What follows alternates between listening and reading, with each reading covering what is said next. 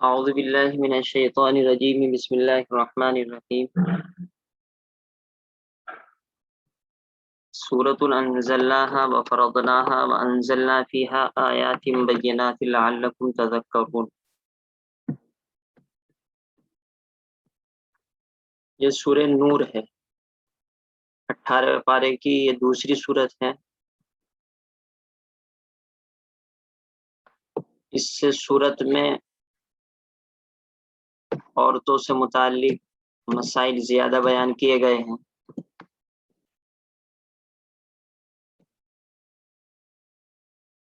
اور اس سورت کا نام سورہ نور، نور کے معنی روشنی، نور مشہور لفظ ہے، اس وجہ سے رکھا گیا ہے کہ اللہ تعالیٰ نے اس سورت میں اپنے نور کا تذکرہ کیا ہے۔ اللہ نور السماوات والارض مثل نورہ کمشکات فیہا مصباح۔ انشاءاللہ اس کی تفسیر بھی آ جائے گی اپنے وقت پر کہ اللہ تعالیٰ ہی آسمان اور زمین کو روشن کرنے والے ہیں، اور اللہ تعالیٰ ہی آسمان اور زمین کا نور ہے۔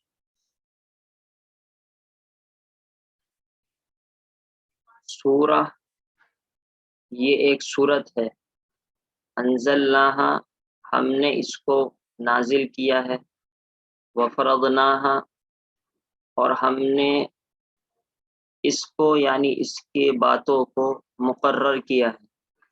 فرض کیا ہے، متعین کیا ہے۔ وانزلنا اور ہم نے نازل کیا ہے اس صورت میں آیات بینات کھلے احکام کو، صاف صاف آیتوں کو، لعلکم تذکرون لعلکم تاکہ تم تذکرون نصیحت حاصل کرو، سمجھ پیدا کرو۔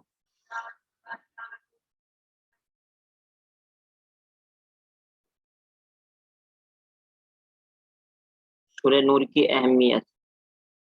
اس صورت میں خاص طور پر پاک دامنی کی اہمیت پر زور دیا گیا ہے، یعنی کس طریقے سے معاشرہ مرد اور عورت پاک رہیں اور ایک دوسرے پر الزام بھی نہ لگائیں اور خدا نخواستہ غلط کام کے اندر مبتلا بھی نہ ہو۔ اسی سلسلے میں زنا کی برائی اور اس کی سنگین سزا کا بیان کیا گیا ہے۔ اس صورت کا سب سے اہم حصہ وہ ہے جو حضرت عائشہ صدیقہ طاہرہ مطہرہ طیبہ ام المومنین رضی اللہ تعالی عنہ پر منافقین نے جھوٹی تہمت لگائی تھی کہ نعوذ باللہ حضرت عائشہ نے کسی کے ساتھ غلط کام کیا ہے۔ اس صورت کے دوسرے رکوع میں اللہ تعالیٰ نے آپ کی یعنی حضرت عائشہ کی پاک دامنی کا پرزور الفاظ میں اعلان فرمایا۔ پرزور یعنی بہت ہی زیادہ سختی کے ساتھ ان کے اوپر رد کیا ہے جنہوں نے ایسا کیا۔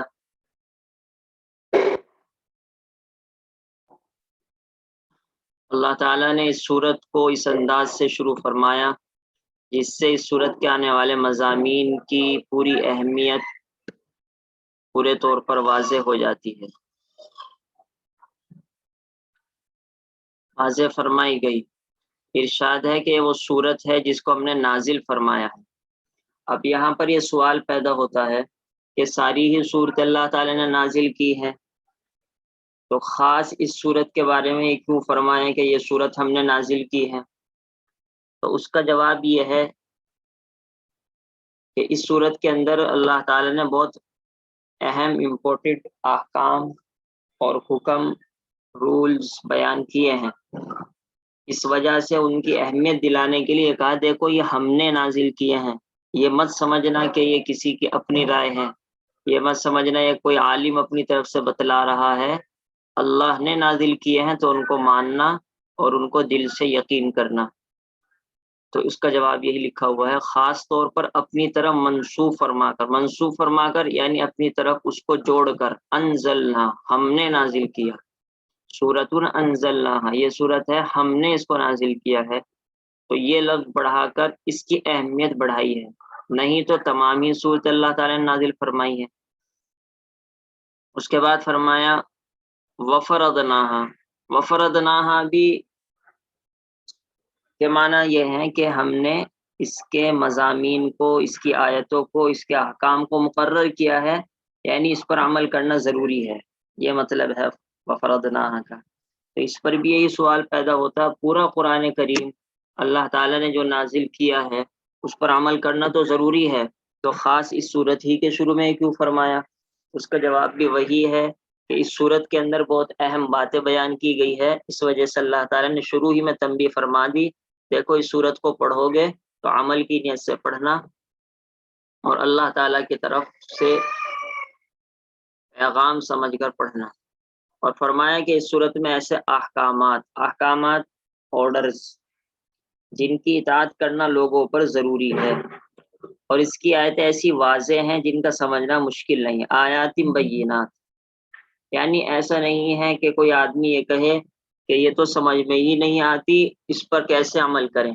تو ایسا نہیں ہے، قرآن نے جو حکم دیا ہے وہ سمجھ میں آتا ہے، ہو سکتا ہے عام آدمی کے سمجھ میں نہ آئے، لیکن جب اس کی تفسیر کی جائے گی اور حدیثوں سے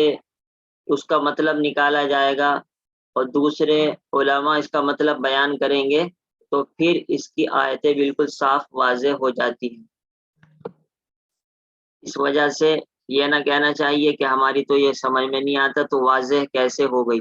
اس کا جواب میں دے چکا کہ مطلب یہ ہے کہ جب آپ صلی اللہ تعالی علیہ وسلم اس کو سمجھائیں گے تو یہ بالکل واضح ہو جائے گی، اور آپ صحابہ کو سمجھائیں گے، صحابہ امت کو، تابعین کو سمجھائیں گے، اس طریقے سے وہ علماء تو ہوتے ہوتے تفسیر میں آ گئی ہیں، تو اس طریقے سے تفسیر پڑھنے سے بات سمجھ میں آ جائے گی آج بھی عام آدمی کے بھی، اور اس کی آیتیں ایسی واضح ہیں جن کا سمجھنا کچھ مشکل نہیں ہے۔ بس اے لوگوں اس صورت کے مضامین کو خوب سمجھو، عمل کرو اور اچھی طرح عبرت و نصیحت حاصل کرو۔ اب یہاں سے احکام بیان ہونے شروع ہو گئے، پہلے تو صرف تمہید قائم کی، دوسری آیت ہے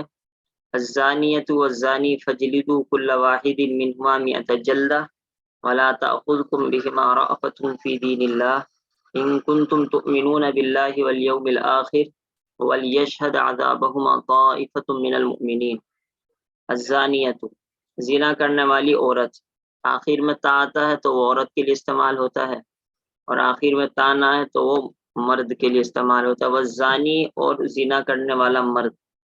فجلدو کوڑے مارو، کل واحدین ہر ایک کو، منہما ان میں سے، مئۃ جلدہ 100 کوڑے مارو، ولا تأخذکم اور نہ پکڑ لے کم تم کو بہما ان دونوں کے بارے میں، رأفتن نرمی، فی دین اللہ اللہ تعالیٰ کے دین کے مسئلے میں، ان کنتم اگر تم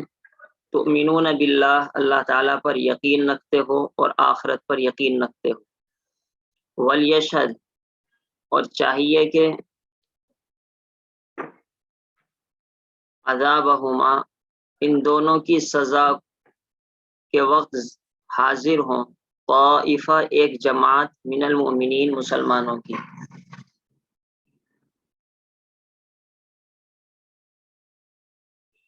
زنا کار کی سزا، اس آیت میں زنا اور بدکاری کرنے والی عورت و مرد کی یہ سزا بیان فرمائی گئی ہے کہ ان دونوں کو 100 کوڑے مارے جائیں، اور مارنے والے کو ہدایت ہے کہ ان مجرموں کو کوڑے مارنے میں تمہیں رحم نہ آنا چاہیے، یہ لفظ اللہ تعالیٰ نے بڑھا دیا ہے۔ یہاں پر کئی باتیں سمجھنے کی ہیں، ایک بات تو یہ کہ اللہ تعالیٰ نے یہ حکم کیوں فرمایا کہ رحم نہ آنا چاہیے، اس کا جواب یہ ہے کہ یہ موقع ایسا ہوتا ہے کہ آدمی کسی کو مارنے میں رحم کھا ہی جاتا ہے، تو ایک طرف تو اللہ تعالیٰ ہے اور دوسری طرف بندہ ہے،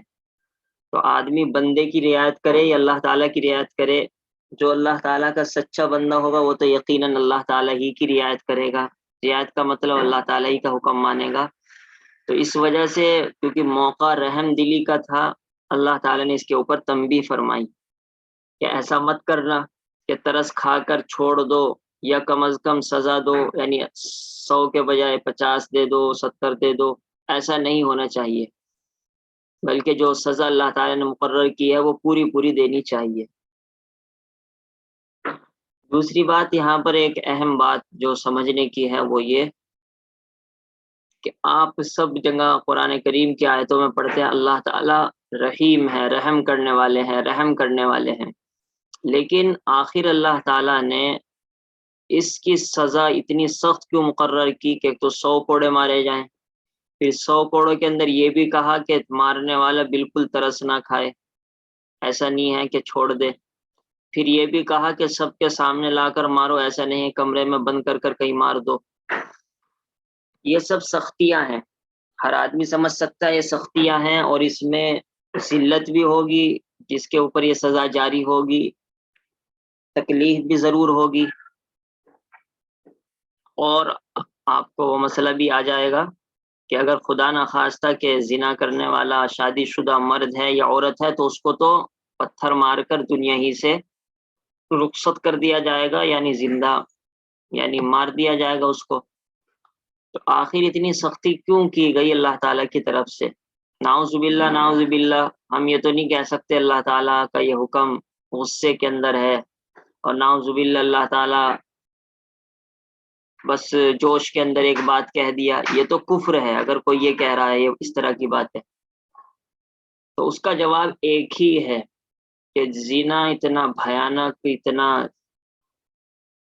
برا، اتنا بے حیائی کا راستہ ہے کہ اللہ تعالیٰ نے اس کے لیے اتنی سخت سزا فرمائی۔ اللہ تعالیٰ بہت زیادہ غصے والے، زبردست ہوتے، ہر وقت اللہ تعالیٰ غصے کا احکام نازل کرتے تو اتنی بڑی بات نہیں تھی۔ اللہ تعالیٰ ہر وقت رحم کرنے والے ہیں، اس کو سمجھانے کی بھی ضرورت نہیں ہے اور بولنے کی بھی ضرورت نہیں ہے،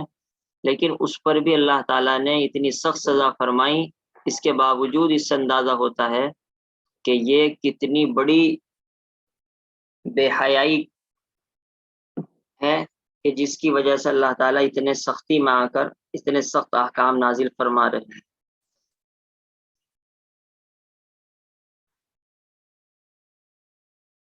اسی وجہ سے چلیے بعد میں پڑھ لیں گے زنا کی سزا وغیرہ۔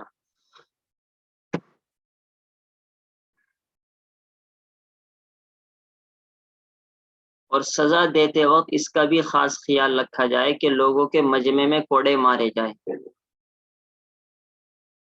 تاکہ ذلت و رسوائی اٹھا کر ان مجرموں کو بھی پوری پوری سزا مل جائے، یعنی خالی جسمانی تکلیف کے ساتھ ساتھ ان کو بدنام اور ذلیل بھی کیا جائے گا، اور دیکھنے والوں کو بھی عبرت حاصل ہو۔ جب سب کے سامنے سزا دی جائے گی تو پورا محلہ کیا پورا ملک اور پورا شہر اس بھیانک جرم سے بچے گا، اور پھر کوئی سنگین جرم کے لیے قدم اٹھانے کے تیار نہ ہوگا۔ اب یہاں پر ایک بات یہ سمجھنے کی ہے کہ جو یہ سزا بیان کی گئی ہے یہ اسلامی حکومت کے ذمے ہے۔ اگر کہیں اسلامی حکومت قائم ہو، مثال کے طور پر سعودی عرب میں ہے، یعنی نام کی تو وہاں حکومت ہے نا، اسلامی حکومت، تو اب بادشاہ کے اور گورنمنٹ کی ذمہ داری ہے کہ وہ اس جرم کی سزا یہ مقرر کرے اور یہ جاری کرے، لیکن ہمارے انڈیا میں اسلامی حکومت ظاہر سی بات ہے قائم نہیں ہے،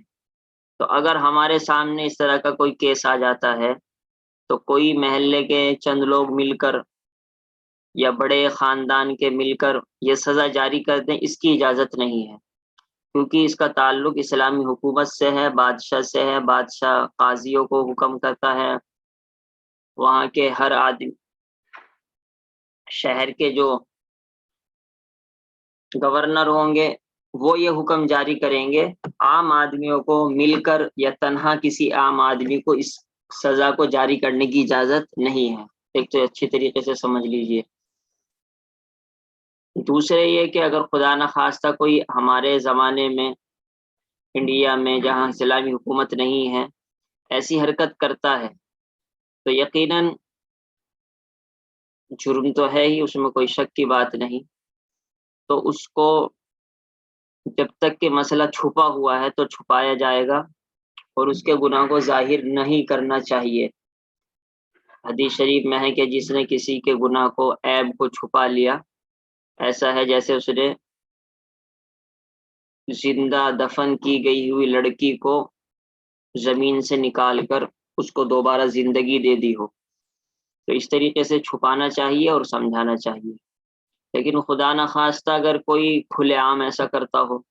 تو پھر اس سے بائیکاٹ کرنا چاہیے، بدنام بھی اس کو کرنا چاہیے، کیونکہ وہ کھلے عام وہ کر رہا ہے۔ کسی کا گھر ہی اس کام کے اندر مشہور ہو جائے تو اب اس کا بائیکاٹ کیا جائے گا، ان کے یہاں رہنا جانا اس کی اجازت نہیں ہوگی شریعت کی طرف سے، اور ان کو ایک طریقے سے الگ تھلگ چھوڑ دیا جائے گا، جبکہ وہ مشہور ہو اس کام کے اندر اور مانتے نہ ہو ماننا ماننے سے، مرد ہو یا عورت ہو۔ تو اس طریقے سے آج کے دور میں اس پر عمل کیا جائے گا۔ مسئلہ، یہ سزا ان بدکاروں کی ہے جو غیر شادی شدہ ہو، انمیرڈ، اور اگر شادی شدہ ہو تو ان کی سزا سنگسار ہے۔ سنگسار یعنی پتھر مار کر کے ان کو پتھراؤ کر کے مار ڈالا جائے۔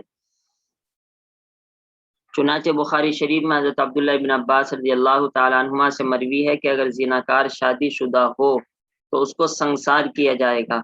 یعنی اس کے اوپر اس قدر پتھر پھینکے جائیں گے کہ وہ دم توڑ دے، اور غیر شادی شدہ ہے تو ہر ایک کو 100 کوڑے مارے جائیں گے۔ کتاب التفسیر بخاری شریف، یعنی بخاری شریف میں جہاں قرآن کریم کے الفاظ کی تفسیر ہے وہاں پر یہ بات لکھی ہوئی ہے۔ یہاں پر یہ بات آئے گی کہ قرآن کریم کی اس آیت میں تو الزانیۃ والزانی فاجلدوا کل واحد منہما مئۃ جلدہ میں غیر شادی شدہ کی سزا کا بیان ہے۔ تو اس پر یہودی اور عیسائی وغیرہ یہ اعتراض بھی کرتے ہیں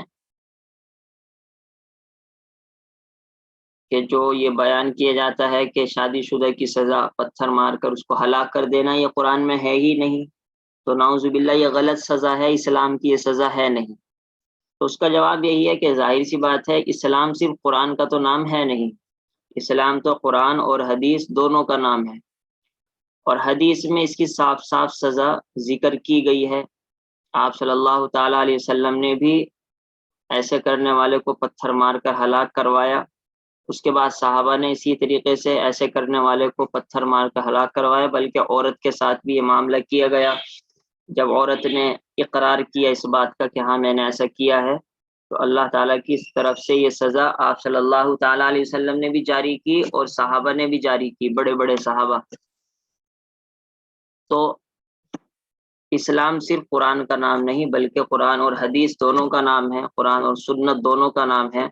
اس وجہ سے کسی کو بھی یہ کہنے کا حق نہیں ہے۔ اور دوسری بات یہ کہ زیناکار کی جو یہ سزا شادی شدہ کی بیان کی گئی ہے، یہ قرآن کریم کی پہلے آیت تھی، الشیخۃ والشیخ اذا زنیا فرجموہما نکالا من اللہ، کہ اگر شادی شدہ مرد اور شادی شدہ عورت یہ غلط حرکت کرتی ہیں تو ان کو پتھر مار کر ہلاک کر دو، تاکہ اللہ تعالیٰ کی سزا ان کے اوپر جاری ہو جائے۔ اور حضرت عمر رضی اللہ تعالیٰ عنہ نے فرمایا تھا کہ میرا دل تو یہ چاہتا ہے کہ اس آیت کو قرآن کے حاشیے میں لکھ دوں،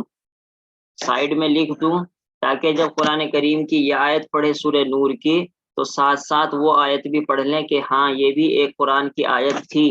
جس کو پڑھنا تو منع کر دیا گیا، لیکن پڑھنے کے ساتھ ساتھ اس پر عمل کرنا اب تک باقی رکھا گیا۔ تو کہیں ایسا نہ ہو مسلمان اس سے غافل ہو جائیں اور یہ سمجھے کہ اصل اس کی سزا یہ نہیں بلکہ وہ ہے۔ تو یہ مسئلہ بالکل کلیئر ہے اسلام کے اندر، اس میں شک کرنے والوں کو کوئی شک کرنے کی گنجائش نہیں ہے۔ ایک سوال یہاں پر یہ پیدا ہوگا کہ جب قرآن کریم نے اس کے پڑھنے کو منع کر دیا، یعنی اس آیت کو الشیخۃ والشیخ اذا زنیا فرجموہما نکالا من اللہ، تو اب جب پڑھنے کو منع کر دیا، وہ قرآن سے آیت ہی نکل گئی، تو اس کا مطلب تو یہی ہے کہ اس کا حکم ہی باقی نہیں رہا، ورنہ اگر اللہ تعالیٰ کو حکم باقی رکھنا ہوتا تو پھر اس آیت ہی کو باقی رکھتے۔ بہت اہم سوال ہے۔ اس کا جواب یہ ہے کہ دیکھیے اس کا حکم باقی رہا یا نہیں رہا یہ میں اور آپ نہیں جانیں گے، یہ تو اللہ کے رسول جانیں گے اور صحابہ جانیں گے۔ ان کے یہاں قرآن اتر رہا تھا، وہ قرآن کو دیکھ رہے تھے اترتے ہوئے، وہ قرآن کو سمجھتے تھے، تو آپ صلی اللہ تعالیٰ علیہ وسلم نے بھی یہ سزا جاری کی، صحابہ نے بھی یہ سزا جاری کی ہے، تو ہم سمجھیں گے قرآن، یہ صحابہ سمجھیں گے قرآن؟ تو جب انہوں نے یہ سزا جاری کی تو اس کا مطلب یہی ہے کہ صرف اس آیت کو پڑھنا ختم کیا گیا ہے، پڑھنے کو منسوخ کیا گیا ہے، نہ کہ اس کے حکم کو۔ یہ سوال اور بہت ہیں لیکن کہاں تک میں بتلاتا رہوں گا۔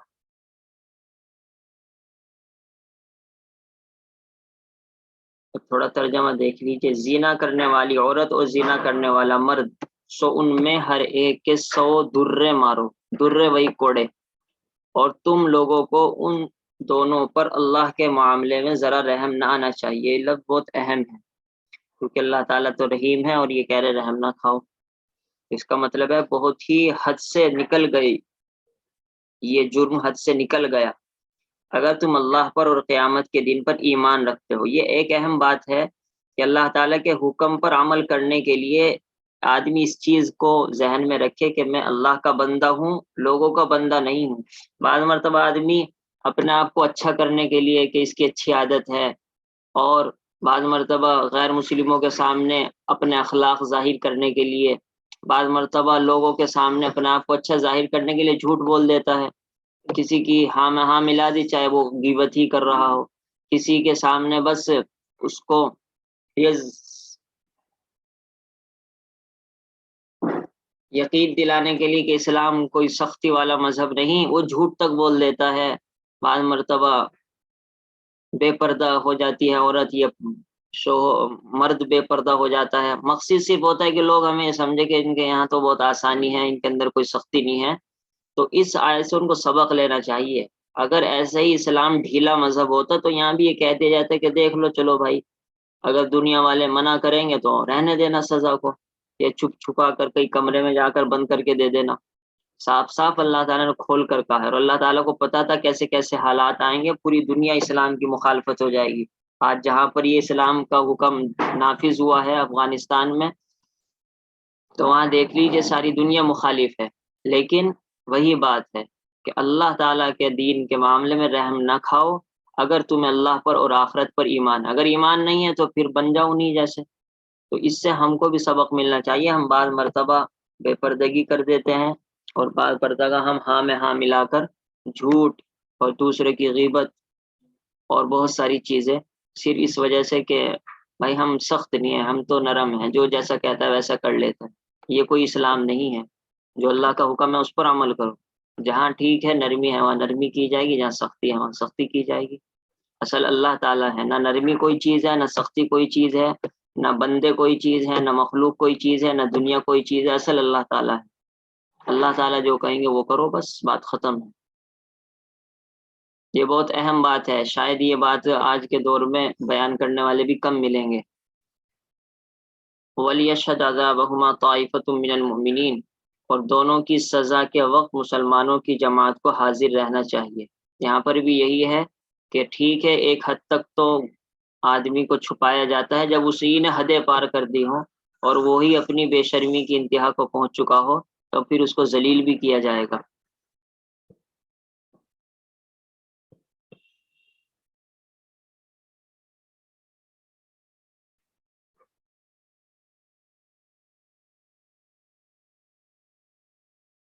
اب یہاں پر یہ تفسیر میں زنا سے متعلق کچھ سخت باتیں نقل کی گئی ہیں، لیکن ان کا ہم کو حوالہ ابھی تک نہیں مل سکا، اس وجہ سے ہم یہ تو نہیں پڑھ رہے ہیں۔ ایک دو حدیث آپ کو ایسے ہی سنا دیتے ہیں جن کا حوالہ ہمارے پاس موجود ہے۔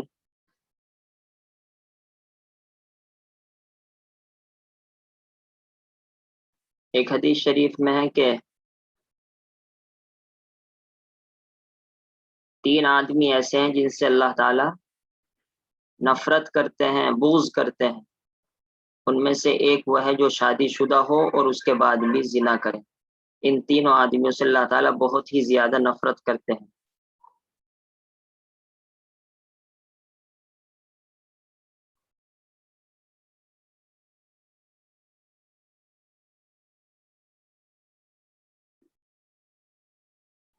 ایک بہت لمبی حدیث شریف ہے کہ جس میں آپ صلی اللہ تعالیٰ علیہ وسلم نے خواب دیکھا کہ حضرت جبریل حضرت میکائیل آئیں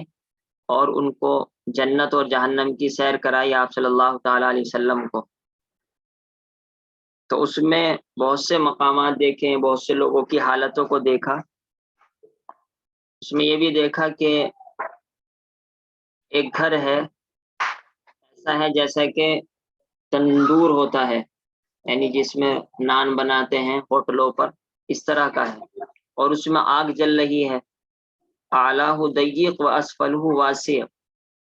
کہ اوپر کا حصہ تو بہت تنگ ہے جہاں سے کوئی داخل ہو، اور نیچے بہت کھلا ہوا ہے، پوری ڈیگ کی طرح ہے، اور اس کے نیچے بہت زیادہ بھڑکتی ہوئی آگ جل رہی ہے. تو ایک طرح کی ڈیگ ہے، بس یہ سمجھ لیجئے. اور اس ڈیگ میں کوئی کھانا نہیں بن رہا ہے، اس ڈیگ میں مرد اور عورت جل رہے ہیں. اب ذرا غور کریں، ہم صرف ایک انگلی اگر گیس پر جل جاتی ہے، موم بتی پر جل جاتی ہے، تو ہمارا کیا حشر ہوتا ہے. اس ڈیگ کے اندر مرد اور عورت پورے پورے جل رہے ہیں. ایسا نہیں ہے کہ صرف ان کو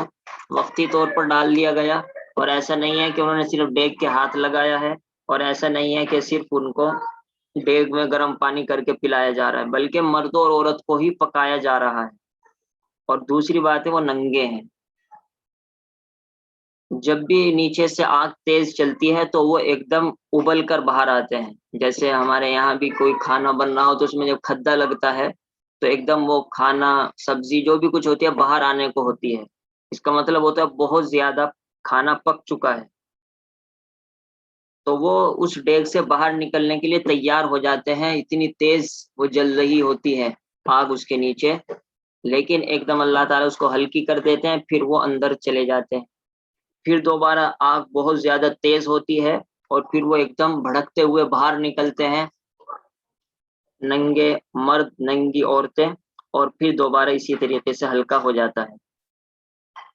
آپ صلی اللہ تعالی علیہ وسلم نے پوچھا کہ یہ کون لوگ ہیں؟ آپ نے حضرت جبریل حضرت میکائیل نے فرمایا یہ وہ عورت ہیں جو، یہ مرد یہ وہ عورت ہیں جو کہ زنا کیا کرتے تھے اور غلط کام کیا کرتے تھے، چاہے شادی شدہ ہو چاہے غیر شادی شدہ ہو، اس میں برابر ہے. سزا کے اندر تو الگ الگ ہے، شادی شدہ کی سزا الگ ہے، غیر شادی شدہ کی سزا الگ ہے، لیکن اس میں آخرت کی سزا میں دونوں برابر ہیں. اس وجہ سے شریعت نے زور دیا ہے کہ اس کی بنیاد اور جڑ ہی کو کاٹ دیا جائے. اس صورت میں انشاءاللہ اس باتیں تفصیل کے ساتھ آتی رہیں گی. سبحان اللہ بحمدہ، سبحانک اللہم بحمدک، نشہد ان لا الہ الا انت، نستغفرک ونتوب الیک. سبحان ربک رب العزة عما یصفون، وسلام علی المرسلین، والحمد للہ رب العالمین. اللهم صل على سيدنا مولانا محمد وعلى آل سيدنا مولانا محمد وبارك وسلم.